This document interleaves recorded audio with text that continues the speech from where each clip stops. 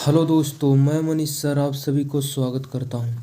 दोस्तों, आज की क्लास में रीजनिंग के टॉप 10 क्वेश्चन की आप सब प्रैक्टिस करेंगे जो आपके एग्ज़ाम के पॉइंट ऑफ व्यू से काफ़ी ज़्यादा महत्वपूर्ण है। अगर आप किसी भी कम्पिटिटिव एग्जाम्स की तैयारी करते हैं, चाहे आप एसएससी के एस्पिरेंट हो या फिर banking, railway, defence, CTET, UPTET, इसके अलावा फिर आप अदर स्टेट एग्ज़ाम की तैयारी करते हैं, तो वीडियो आपके लिए काफ़ी ज़्यादा यूजफुल होने वाला है। सारे प्रश्न आपके प्रीवियस ईयर क्वेश्चन के पूछे गए हैं, जो सेट आधारित प्रश्न है, जो हमेशा इस तरह के प्रश्न आपके एग्जाम्स में देखने को मिल सकते हैं। तो इसीलिए वीडियो के अंत तक बने रहें और प्रत्येक क्वेश्चन को खुद से बनाने की कोशिश जरूर कीजिएगा। क्वेश्चन नंबर फर्स्ट आपके सामने लगा रहे हैं, बताइएगा इस प्रश्न का राइट आंसर क्या होगा। कमेंट कीजिए। काफ़ी महत्वपूर्ण प्रश्न है जो आपके एग्जाम्स में इस तरह के प्रश्न पूछे गए हैं और पूछे जा रहे हैं। देखिएगा क्वेश्चन नंबर फर्स्ट क्या कह रहा है, क्या चार त्रिक दिए गए हैं जिसमें से तीन किसी विशेष नियम के अनुसार संगत है और कोई एक असंगत है, उस असंगत त्रिक का चयन कीजिए।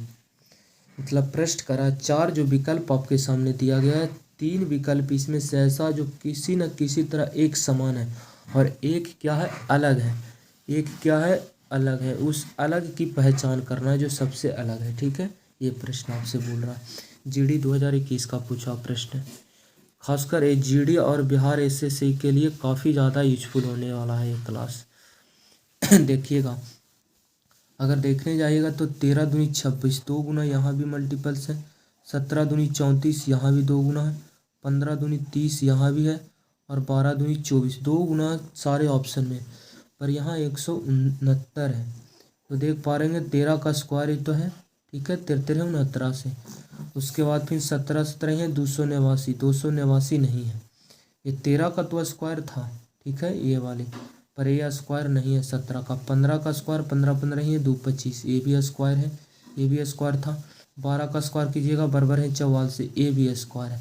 मतलब 2 गुना ये बीच वाले जो आपको बॉक्स दिखाई दे रहा है, ये तो 2 गुना सभी में था, पर ये जो लास्ट वाले यहाँ पे आपको नज़र करना है, तो ये 2 गुना तो सभी में था शुरुआती नंबर्स का, इसका सारे का 2 गुना। इसके अनुसार आप अपना आंसर नहीं चेक कर पाए, पर जैसे ही 13 का स्क्वायर किए 169 मिल गया आपका। 17 का स्क्वायर 289 होता, पर यहाँ नहीं है। 15 का स्क्वायर 225 जो कि यहाँ है। 12 का स्क्वायर 144 जो कि यहाँ पर, जो ऑप्शन नंबर बी है सबसे अलग है, क्योंकि यहाँ स्क्वायर नहीं दिया गया था। और प्रश्न भी आपसे पूछा गया जो अलग है उसकी पहचान कीजिए। उम्मीद करते हैं आप प्रश्न को बना पाएंगे। नेक्स्ट क्वेश्चन नंबर सेकंड करा, एक निश्चित कूट भाषा में मिस्टेक को इतना लिखा के रूप में और इस लेटर को इसके रूप में लिखा गया, तो आपको बताना है इंटीमेट को हम किस प्रकार कोड कर पाएंगे। कोडिंग डिकोडिंग से प्रश्न है, काफ़ी महत्वपूर्ण प्रश्न है। बताइएगा क्या आप इस तरह के प्रश्न कर पा रहे हैं या फिर नहीं कर पा रहे हैं। देखिएगा, देखिए मिस्टेक का कोड यहाँ पे दिया गया है, तो MISTEI है, MISTAKE। मिस्टेक का कोड क्या लिखा गया है 976, उसके बाद फिर है 5, उसके बाद है 412। ठीक है, देखिएगा यहाँ पे मिस्टेक का कोड इस रूप में दिया गया था और इस लेटर का कोड इस रूप में दिया गया था। अब मिलाते हैं। कोडिंग डिकोडिंग का अगर लेटर का पोजीशन याद है तो आप इजीली कर पाएंगे इस प्रश्न को। जैसे एम 13 नंबर पे आता है, 13 कहूँ भी नज़र नहीं आ रहा है।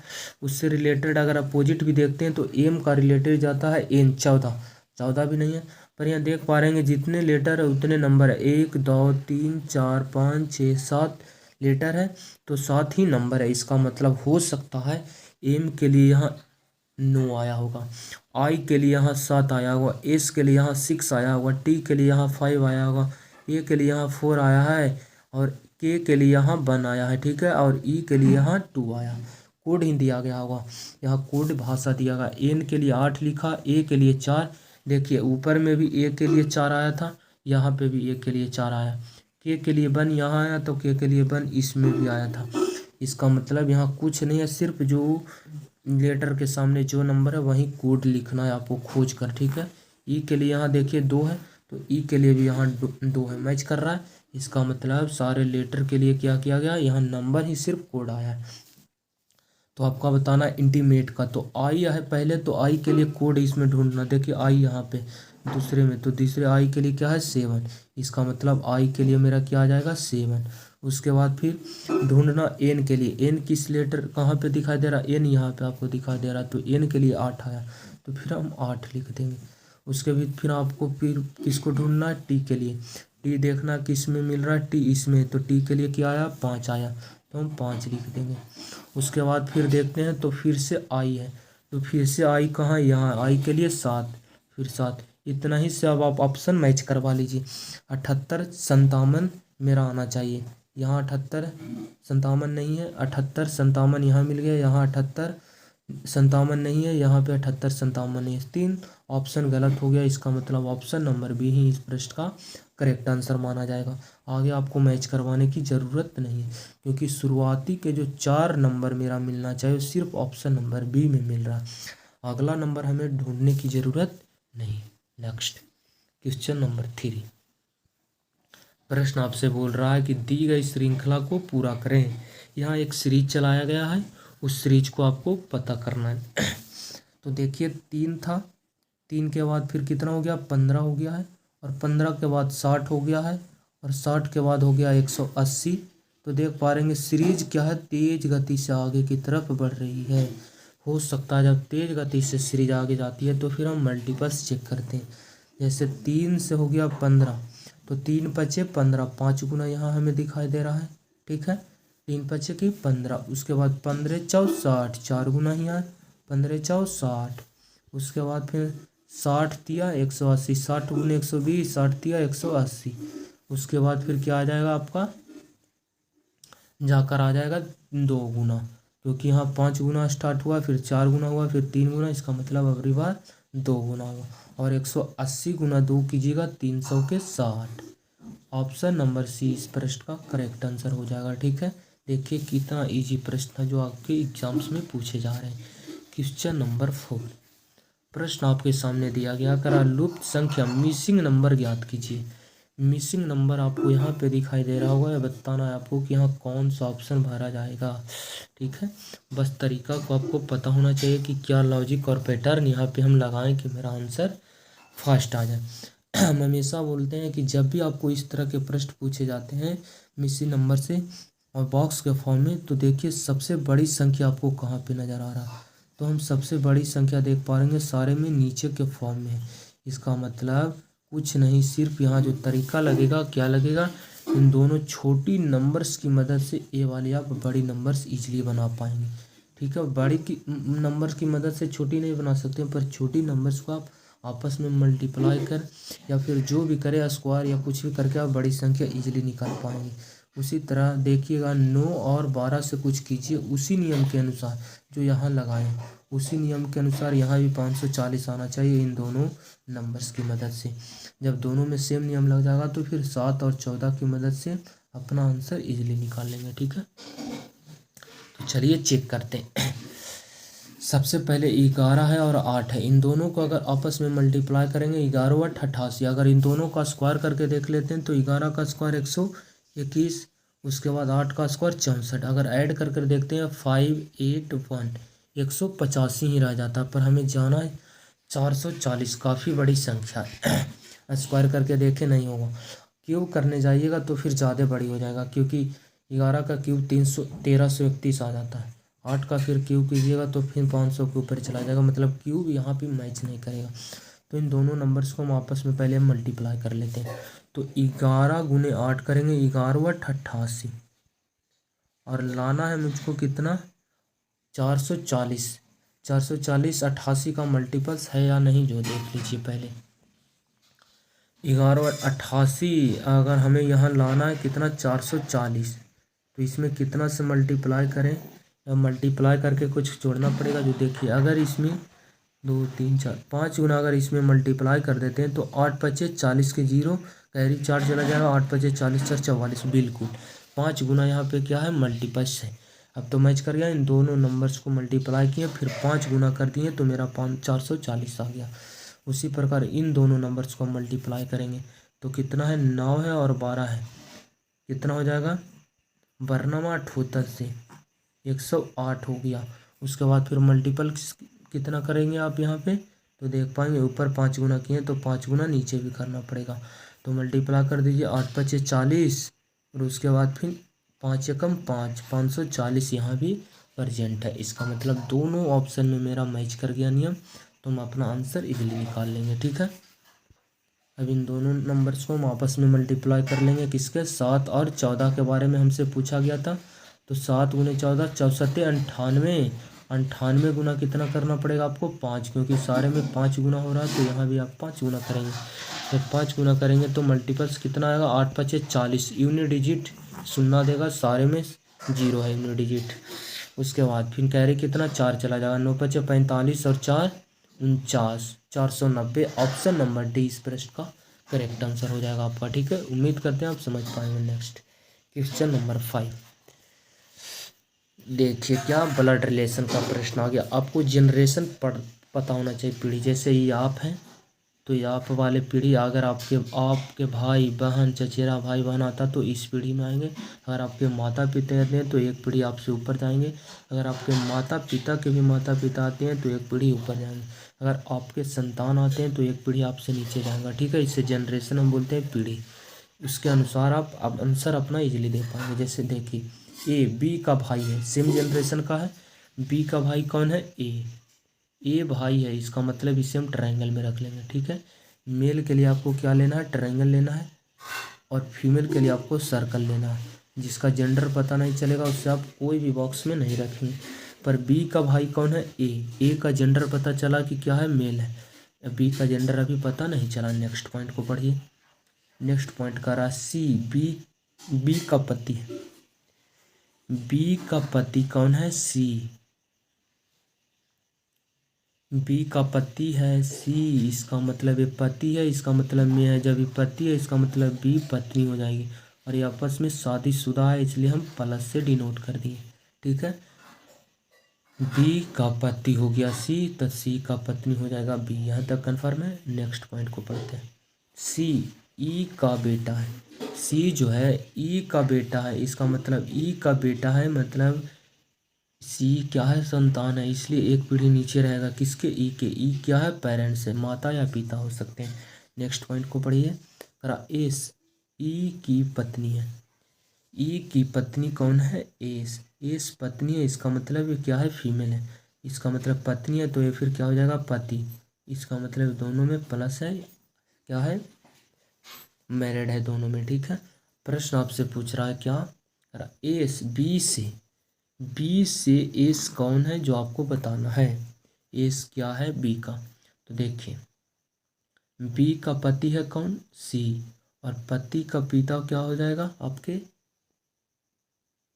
ससुर। उसके बाद फिर मदर इन लॉ सास हो जाएंगे, एस बी के। ठीक है, ऑप्शन नंबर ए इस प्रश्न का करेक्ट आंसर हो जाएगा। नेक्स्ट क्वेश्चन नंबर 6, 8 मित्र अगले पढ़िए। 8 मित्र A B C D E F और जी एच एक गोल मेज के प्रतः वामावर्त के रूप में एक दूसरे से समान दूरी पर इसी क्रम में केंद्र की ओर मुख करके अभिमुख होकर बैठे हैं। 8 मित्र ए से 8 एच तक है, एक गोल मेज के परितः वामावर्त, देखिए यहाँ वामावर्त मतलब लेफ्ट, रूप से एक समान दूरी पर इसी क्रम मतलब जानते होंगे ऑर्डर में केंद्र की ओर मुख करके खड़ा, सारे का केंद्र की तरफ मुंह। 8 व्यक्ति टोटल, 2 ये आपका हो जाएगा, 3 ये 4 ये 5 ये 6 ये 7 ये 8 टोटल था, सारे का केंद्र की तरफ मुख है। चलिए ठीक है, नेक्स्ट पॉइंट को पढ़िए। उसके बाद पॉइंट बोल रहा है आपका, यदि एच दक्षिण दिशा में बैठा है, आपको मानचित्र में पता होगा, ऊपर वाले को हम बोलते हैं नॉर्थ, ठीक है, नीचे वाले को हम बोलते हैं साउथ, इधर वाले को बोलते हैं ईस्ट, इधर वाले को बोलते हैं वेस्ट।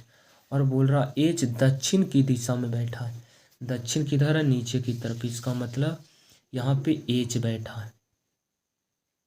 ये आपका क्या हो गया, डायरेक्शन के बारे में हम बात कर रहे हैं, इस पे आपको फोकस करने नहीं। एच किधर है, दक्षिण की दिशा, सारे वामावर्त बैठा है। इसका मतलब जो भी है इसके बामा बैठेगा। व्यक्ति अगर दक्षिण की तरफ बैठा, इसका राइट हैंड इधर है, लेफ्ट हैंड इधर है, इसका मतलब इसके जो भी आएगा इधर लेफ्ट से बैठेगा, ठीक है। और क्या है, एक वामावर्त इसी क्रम में मतलब ऑर्डर में। तो देखिए अगर ये यहाँ से हम ए से स्टार्ट कर देते हैं तो ए यहाँ पे आ जाएगा, ए के बाम में चला जाएगा B, C, D, E, F, जी, एच, यहाँ आ गया। देखिएगा सारे वामावर्त आ गया। ए के बाम में बैठ गया बी, बी के बाम में बैठ गया सी, सी के बाम में बैठ गया डी। पर कन्फर्म कैसे चला कि ये यहाँ आएगा, ई एच के अनुसार, क्योंकि एच साउथ में बैठा है तो इससे बामा बैठेगा कौन, ए, क्योंकि एच के बाद स्टार्ट कहाँ से होगा, ए से स्टार्ट होते हुए फिर एच तक जाएगा, फिर एच आके फिर ए से। एच यहाँ बैठा तो इसके बामा ए, फिर बामा बी, फिर बामा सी, सी के बामा डी, इस प्रकार। प्रश्न आपसे बोला गया था कि सी किस दिशा में बैठा है, सी कहाँ पे है, तो देखिएगा सी यहाँ पे इस डायरेक्शन में है सी। तो देखिए ये पूरा डायरेक्शन है, ये ऊपर नॉर्थ, ये साउथ, ये वेस्ट, ये ईस्ट। तो वेस्ट और नॉर्थ के बीचों बीच में कौन बैठा है, उत्तर पश्चिम के बीच में कौन बैठा है, सी, उत्तर पश्चिम। उत्तर पश्चिम ऑप्शन नंबर डी इस प्रश्न का करेक्ट आंसर हो जाएगा, ठीक है, north west. Next question number 7, काफ़ी महत्वपूर्ण प्रश्न है। यदि अंग्रेजी वर्णमाला को विपरीत क्रम में लिखा जाता तो कौन सा अक्षर बाएं से तीसरे के दाएं सातवां होगा। अंग्रेजी वर्णमाला को विपरीत क्रम, विपरीत के मतलब आप समझाते होंगे उल्टा, विपरीत क्रम में लिखा गया मतलब जेड से स्टार्ट किया, जेड आएगा, फिर वाई आएगा, फिर एक्स आएगा, फिर डब्ल्यू आएगा, उसके बाद फिर वी आएगा, फिर यू आएगा, उसके बाद इसी तरह टी आएगा, इसी प्रकार आपका यहाँ पे आ जाएगा डी, फिर सी, फिर बी, फिर ए, इस प्रकार यहाँ पे ख़त्म हो गई। तो प्रश्न आपसे बोल रहा है कौन सा अक्षर बाएं से तीसरे, जानते होंगे इधर वाले को हम लेफ्ट बोलते हैं, ठीक है, लेफ्ट, और इधर वाले को हम बोलते हैं राइट। और बाएं से तीसरा, बाएं से तीसरा, बाएं से तीसरा के दाएं, के दाएं मतलब बाएं से तो तीसरा हो गया, के दाएं, इसके दाएं फिर कितना, सातवां लेटर, बाएं से तीसरे आए, बाएं से तीसरे के दाएं सातवें लेटर। ऐसे भी लेफ्ट यहाँ पे आया फिर राइट आया है, जब भी आपको ऑर्डर निकालना होगा तो लेफ्ट राइट आपस में जुट जाते हैं, ठीक है। तो लेफ्ट से हो गया तीसरा, राइट से हो गया सातवां, टोटल कितना हो गया 10। इसका मतलब जेड से आपको यहाँ पे 10 लेटर जाना है, वही आपका आंसर होगा, ठीक है। तो यहाँ 26 है, और 26 है, फिर आएगा 25, फिर आएगा 24, उसके बाद फिर 23, इसी तरह। अगर आपको ए से डायरेक्शन डायरेक्ट पता करना है 10वें स्थान पे कौन आएगा, तो आप राइट से डायरेक्ट निकाल सकते हैं क्या, 27 माइनस लेफ्ट। तो देखिए 27 हो गया, लेफ्ट से कितना था 10, माइनस का 10 कर दीजिए तो 17 बचेगा। इस 17वें स्थान पर कौन आता है, ए बी सी डी से स्टार्ट करेंगे तो 17 नंबर पे आता है आपका क्यू। इसका मतलब ऑप्शन नंबर डी इस प्रश्न का राइट आंसर हो जाएगा। इधर से भी आप गिन सकते थे, 10वें नंबर पे जाने के लिए आप 26 से जेड से स्टार्ट कर रहे हैं तो 27 माइनस कितना कर दीजिए 10, 17 आपका राइट आंसर हो जाएगा। नेक्स्ट क्वेश्चन नंबर 8, प्रश्न है कि दी गई आकृति में कितने ट्रायंगल्स है, त्रिभुजों की संख्या आपको पता करना है। इसमें टोटल कितने ट्रायंगल्स है इस पार्ट में। देखिए यहाँ पे आपको एक चतुर्भुज नजर आ रहा होगा, चतुर्भुज में दोनों डायगोनल्स, दोनों विकर्ण चारों कोना पर मर्ज हो रही है, तो इसमें ट्रायंगल्स की संख्या हमेशा डबल हो जाती है, एक ट्रिक आता है। तो गिन लीजिए टोटल कितने सिंगल है, 1 2 3 4, टोटल 4 सिंगल है, तो 4 का डबल कितना हो जाएगा 8। इस पार्ट में टोटल कितने ट्रायंगल्स हो जाएंगे 8। उसके बाद यहाँ पे ट्रायंगल्स नहीं बन रहा है, यहाँ भी ट्रायंगल्स नहीं बन रहा, तो इसमें इस बॉक्स में आइए, ये आपका 1 हो गया, ये आपका 2 हो गया, 1 और 2 की मदद से बनेगा एक तीसरा ट्रायंगल, 3 ट्रायंगल्स हो गया। उसके बाद फिर ब्लैक वाले पेन ले लेते हैं, देखिएगा तो ये वाले कह रहे होंगे अब ट्रायंगल्स बन रहा होगा, पर एक ट्रायंगल्स नहीं है, एक कॉर्नर पे नहीं आकर मर्ज हो रही है, ये थोड़ा सा दूर ही है, इसलिए यहाँ पे बेस इसका पूर्ण नहीं मतलब आपस में एडजस्ट हो रहा है, इसलिए यहाँ पे ट्रायंगल्स का निर्माण नहीं होगा। तो यहाँ पे एक ट्रायंगल्स आपको बनता नज़र आ रहा होगा ए वाले, और एक आपका ए हो गया, और ये सारे को मिला दीजिएगा तो एक बड़ी वाली ट्रायंगल्स ए नज़र आ रहा होगा। दो ट्रायंगल्स हो गया, एक और एक बड़ी वाली। तो 8 यहाँ पे, 3 यहाँ, 2 यहाँ, 8 5 कितना हो गया आपके 13। उसके बाद देखिए कोई और ट्रायंगल्स कहूँ भी निर्माण नहीं होगा। इस प्रश्न का right answer he option number A है। टोटल कितने ट्रायंगल्स थे 13। Next question number 9। प्रश्न बोल रहा है आपसे क्या है, दर्पण को एमएन पर रखने पर दिए गए संयोजक की सही दर्पण छवि का चयन करें जैसा कि नीचे दिखाया गया। ये एमएन एक क्या है, दर्पण है। एमएन एक दर्पण है, मिरर। जब इसको इस चित्र को जब मिरर में देखेंगे तो 4 ऑप्शन में से कौन सा सही इसका छवि दिखाएगा। तो मिरर इमेज में क्या होता है, जो आपका दायां वाला पार्ट रहेगा वो बायां आ जाता है, ठीक है, और जो बायां वाला पार्ट रहता है दायां आ जाता है। सिर्फ लेफ्ट राइट में चेंज होता है, राइट वाला लेफ्ट, लेफ्ट वाला राइट। इसके अनुसार अपना आंसर दीजिए। ये सर्कल देखिए, यहाँ तो एक बॉक्स बनेगा ही बनेगा, उसके बाद फिर भाग है, 2 बॉक्स में बटा हुआ बटेगा। सर्कल देखिएगा इधर है, मतलब लेफ्ट है, मिरर के दूर है, लेफ्ट है, तो यहाँ दूर ही बनेगा सर्कल। यहाँ पे ऊपर की तरफ था, नीचे की तरफ नज़दीक था तो नज़दीक ही बनेगा। इस प्रकार यहाँ पे देखिए सर्कल नहीं आया, यहाँ पे सर्कल है पर यहाँ सर्कल नहीं है, ये ऑप्शन आपका गलत। यहाँ सर्कल नहीं है, यहाँ सर्कल नहीं है, गलत। यहाँ सर्कल है पर यहाँ सर्कल नहीं है, गलत। यहाँ सर्कल है, यहाँ सर्कल। सिर्फ सर्कल के अनुसार अपना आंसर ढूंढ पाएँ कि ऑप्शन नंबर डी मेरा सही है।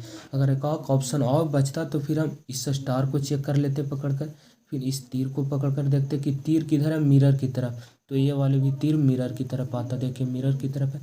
किसी भी तरह से आप लीजिए, आपका जो ऑप्शन है सारे मैच करेगा नियम के अनुसार। क्वेश्चन नंबर 10, आज का लास्ट क्वेश्चन। अगर दिए गए विकल्पों में से उस विकल्प की पहचान करें जो दिए गए शब्दों की अक्षर की मदद से नहीं बनाया जा सकता। मतलब इस जो शब्द दिया गया है, ये सारे शब्द में जो लेटर है, इस सारे लेटर की मदद से कौन सा ऑप्शन नहीं बनाया जा सकता। ये जो लेटर है ये सारे लेटर की मदद से कौन सा ऑप्शन नहीं बनाया जा सकता, क्योंकि यहाँ दिया गया मदद से नहीं बनाया जा सकता। ऑप्शन ए को मैच कराते हैं, कार्डियोग्राम है, यहाँ पे ए आया है तो ए यहाँ पे आया है, उसके बाद ई है, तो यहाँ पे देखिएगा इस सारे में ई कहूँ भी नज़र नहीं आ रहा कार्डियोग्राम में। इसका मतलब ऑप्शन नंबर ए ही नहीं बनाया जा सकता इसकी मदद से, क्योंकि यहाँ ई आया तो ई इसमें रहना चाहिए, पर इसमें ई नहीं है। इसका मतलब इसकी मदद से ऑप्शन नंबर ए बनाया नहीं जा सकता। ऑप्शन नंबर बी की बात करें तो देखिए आर है, तो आर यहाँ पे है, उसके बाद ए है तो ए यहाँ मिल गया, डी आपका यहाँ हो गया, आई ओ तो आई ओ। ऑप्शन नंबर बी तो बनाया जा सकता क्योंकि सारे लेटर इसमें मौजूद है। उसके बाद ए वाले था जो नहीं बनाया जा सकता, इसलिए इसका correct answer option number A हो जाएगा।